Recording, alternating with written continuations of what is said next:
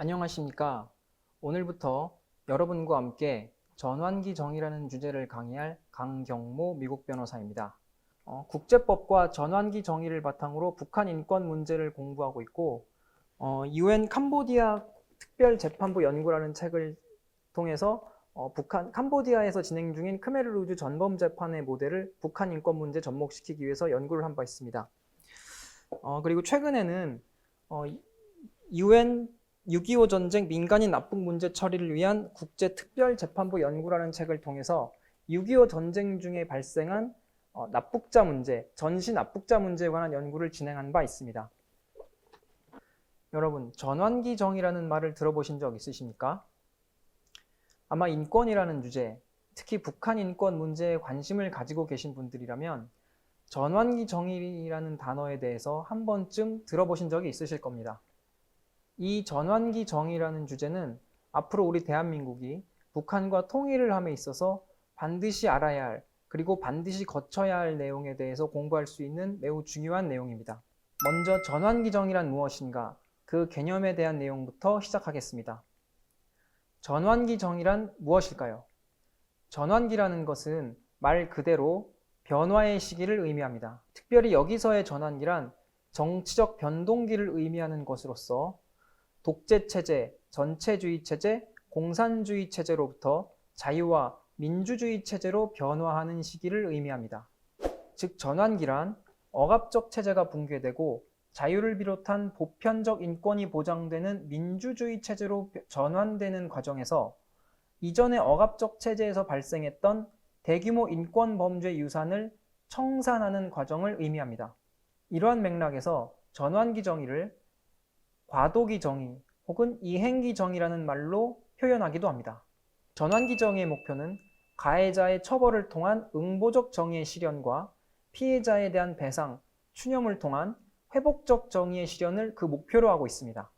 UN 평화구축위원회는 전환기 정의를 체계적이고 거대한 규모의 인권 유린에 대한 접근 방식으로서 인권 유린의 피해자들에게 배상을 제공하고 인권 유린의 원인이 되는 정치체제, 분쟁, 혹은 그 밖에 다른 원인들을 변화시킬 수 있는 기회를 만들거나 그러한 기회를 강화할 수 있는 체제로 정의하고 있습니다.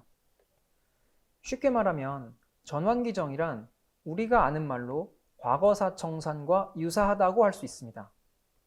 그러면 지금부터 전환기 정의가 어떻게 발전해 왔는지를 살펴보면서 그것을 구성하는 구체적인 조치들은 어떤 것이 있는지를 알아보겠습니다.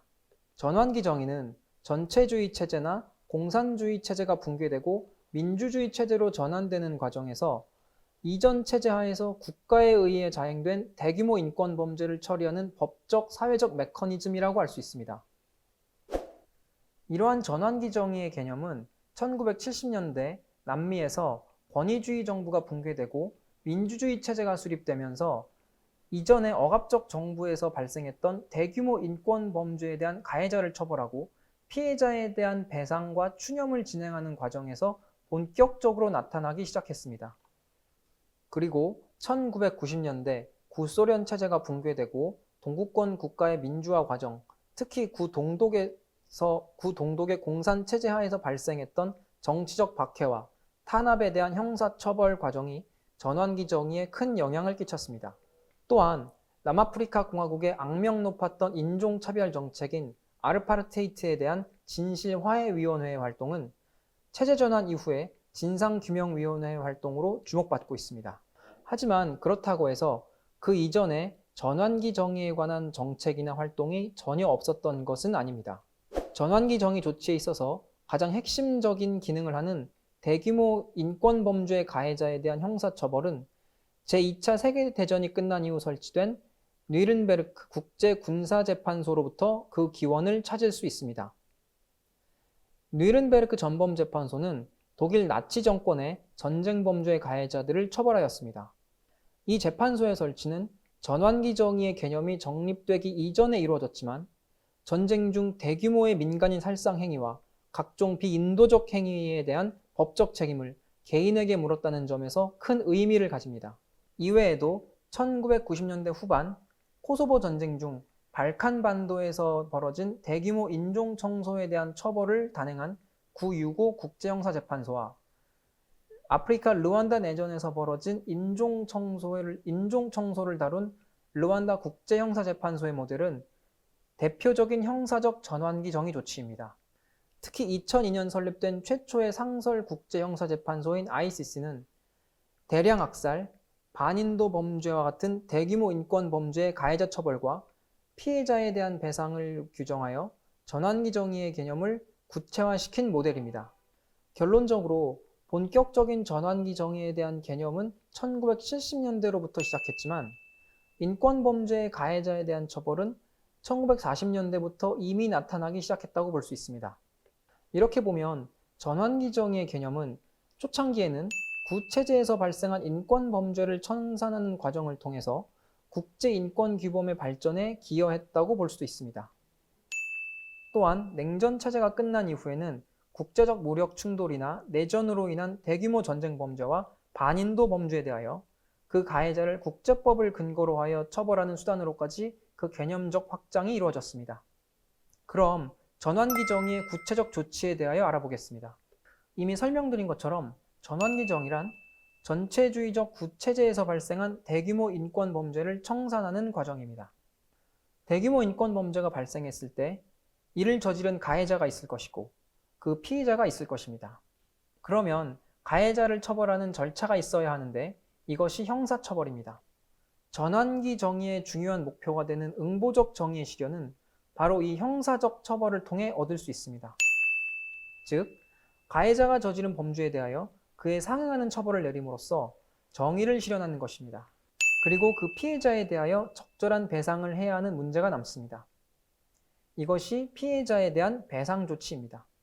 대규모 인권 범죄 피해자들에 대한 금전적 배상은 물론이고 신체적, 정신적 피해에 대한 치료, 사회로의 복귀를 돕기 위한 각종 직업 훈련 등이 모두 이에 해당하며 피해자들에 대한 배상 조치는 회복적 정의를 실현하는 수단입니다.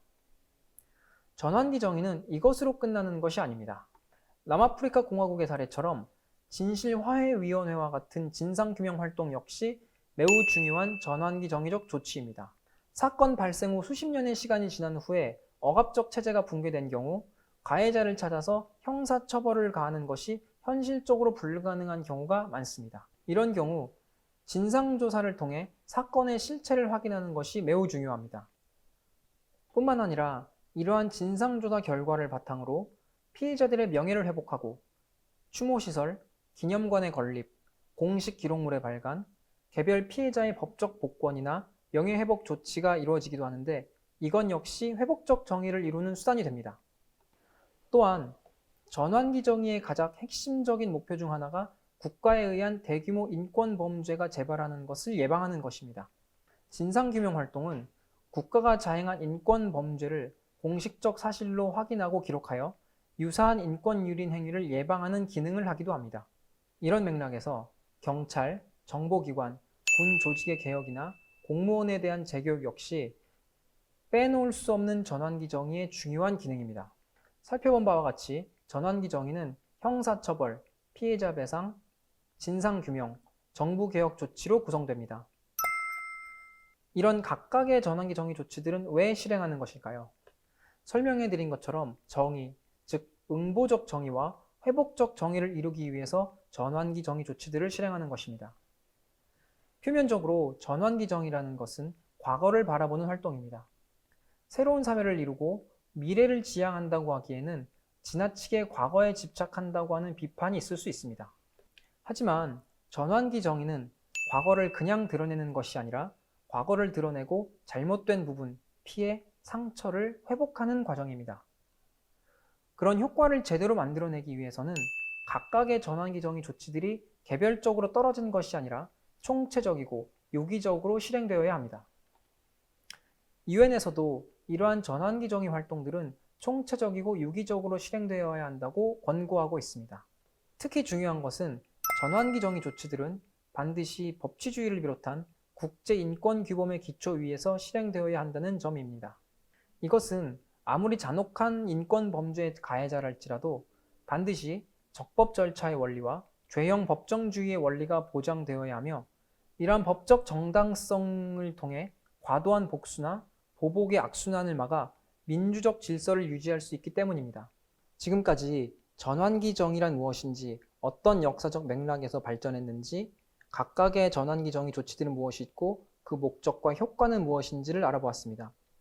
다음 시간에는 전환기 정의의 구체적 조치들 중 응보적 정의를 이루기 위한 형사처벌에 관해서 알아보겠습니다. 오늘 강의 내용 잘 이해하셨나요? 어려운 내용이기 때문에 이해하기 어려운 부분이 많으실 것 같습니다. 오늘 강의 내용에 대해서 댓글 달아주시면 확인한 후에 답변 드릴 수 있도록 하겠습니다. 감사합니다.